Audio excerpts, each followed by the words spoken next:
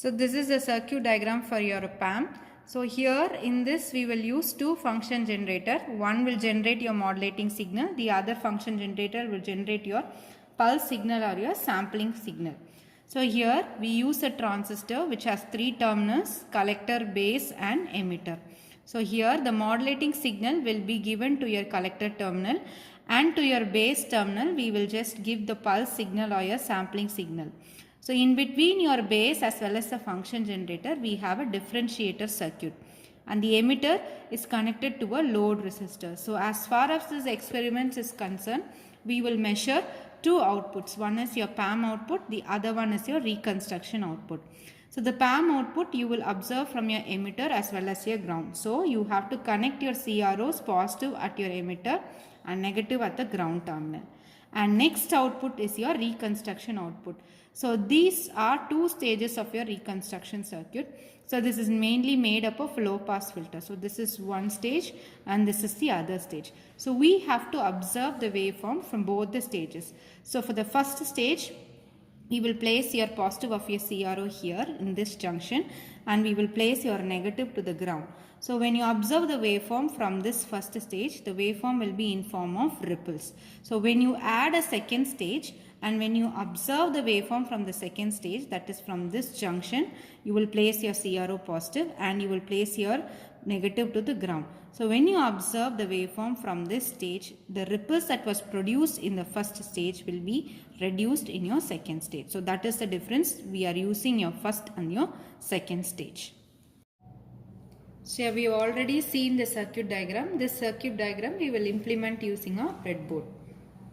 So here we have a transistor. So the transistor we have fixed here in the breadboard. So as I told earlier, we have three terminals: collector, base and emitter. So here this is your collector terminal, this is your emitter terminal, and this is your base. So to your base we have a differentiator circuit. So we are connecting your differentiator circuit. So the resistor RB is connected here and the capacitor is connected in parallel to your resistor RB. So both we are connecting it to your base.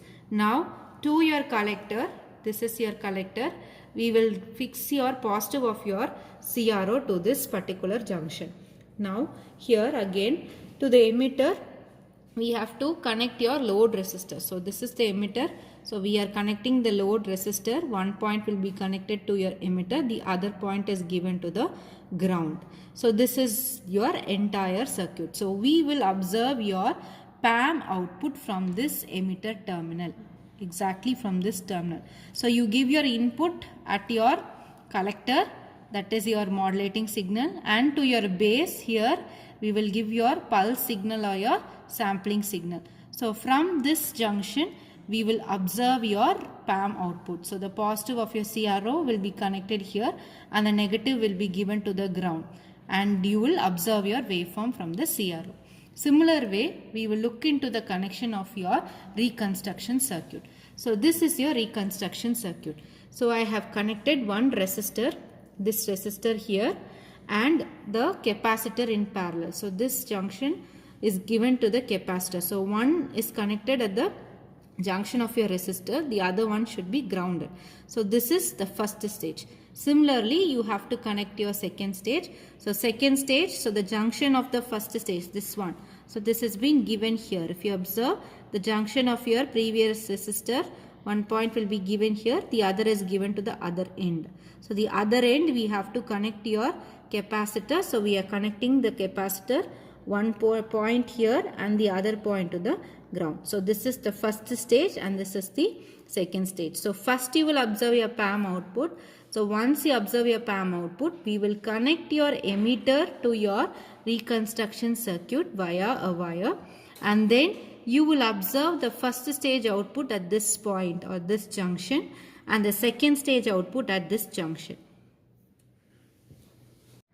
So in this circuit diagram we are using two function generators. This function generator is used for your message signal and we set the frequency to be 250 Hz.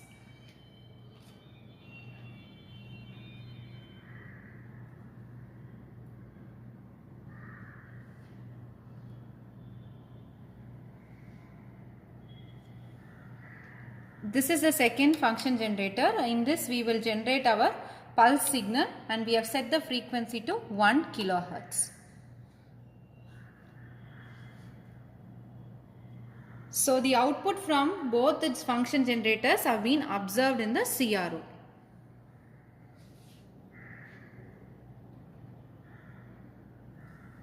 So this one is your message signal, the sine waveform, and this one is your pulse signal. This we will implement in the circuit, in the breadboard.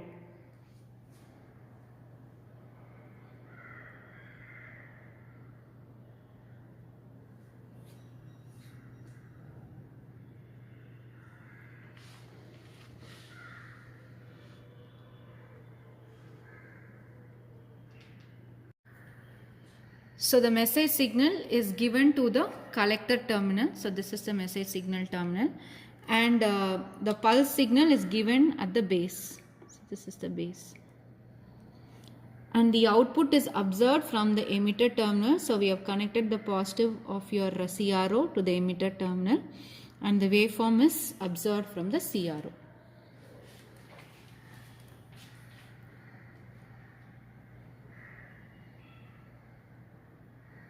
So this is your PAM output.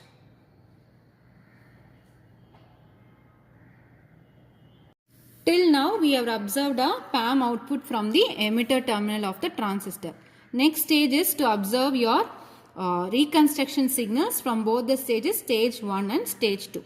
So here we have observed your PAM output from the emitter terminal. Now we will connect your reconstruction circuits to your emitter terminal. Now this is the first stage of your low pass filter and this is the second stage. So the aim is to observe both the waveforms from your stage 1 and stage 2 from the CRO. Now we will see how the waveform is being generated from the CRO.